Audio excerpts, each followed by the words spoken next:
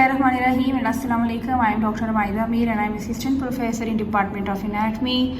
Today our next topic of discussion is the formation of the sinus venosus. As we have already done the formation of the cardiac loop, we will discuss only the lower part of the cardiac loop, which is the common atrium, and this is the sinus venosus with its two horns.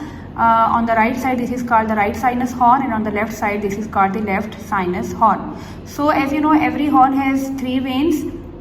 This is the umbilical vein of the left side, this is a white line vein, this is common cardinal vein. Again this is the umbilical vein of the right side, the white line vein and the common cardinal vein. So now the question is, what is the fate of all these veins and all these horns? When the cardiac loop is formed and cardiac loop will incorporate itself into the pericardial cavity, at the meantime the common atrium and the sinus venosus, they both will separate each other from the septum transversum. At this time the sinus venosus will start opening into the posterior wall of the right atrium. At the 5th week of the development, the size of the right sinus horn, this is the right sinus horn, and its size will enlarge.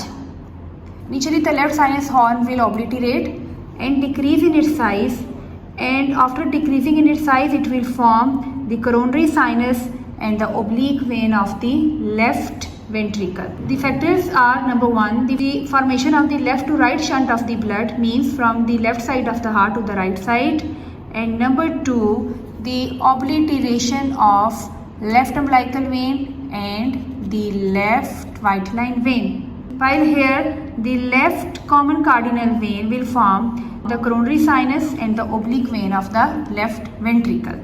As we have studied that the right sinus horn will increase in its size. So due to increase in its size, it will start incorporating into the posterior wall of the right atrium.